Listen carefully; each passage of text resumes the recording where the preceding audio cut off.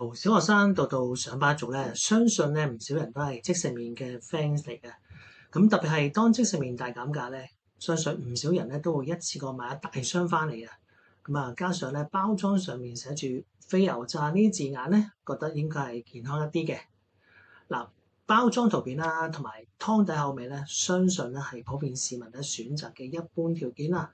咁但係呢個咧唔應該係全面咁正確嘅。咁啊，再聰明一啲咧，消費者咧應該要睇清楚營養標籤啦，特別要考慮脂肪含量啦，同埋鈉質含量呢兩個部分嘅。嗱，一包嘅即食麵咧，總脂肪含量咧有17.5克，約莫有1湯匙多啲。嗱，一包嘅普通即食麵咧，熱量可以高達440個卡路里，足夠有2碗白飯嘅熱量啊！咁但係又俾唔到一樣嘅飽足感嚟喎。咁另外咧，要細心閱讀鈉質嘅含量。嗱，一般即食麵咧，連湯包嘅鈉質含量咧，可以接近有1500毫克嘅喎。咁大概係全日建議上限嘅75%。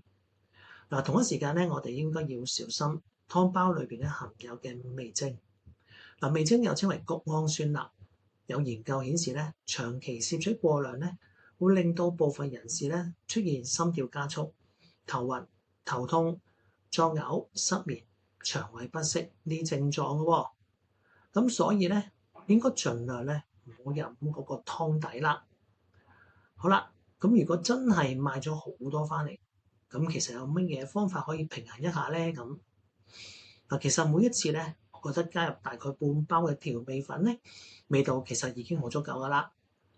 咁之外咧，亦都可以配合新鮮嘅食材，咁啊，好似番茄啦、雜菌啦，同埋洋葱咁，可以帶出鮮味啊。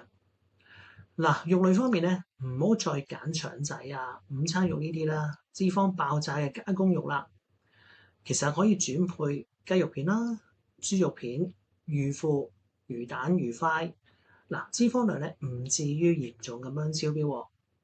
嗱，當然啦，飲品方面咧，唔好再揀凍啡啊、凍奶茶啦，試下忍下口，揀多啲凍檸水，最好就走甜啦，咁就得啦。好啦，下午茶食翻一個蘋果，最主要咧確保有足夠嘅纖維落肚。嗱，咁樣就算食咗即食麵咧，都應該唔會對健康咧造成好大嘅問題噶啦。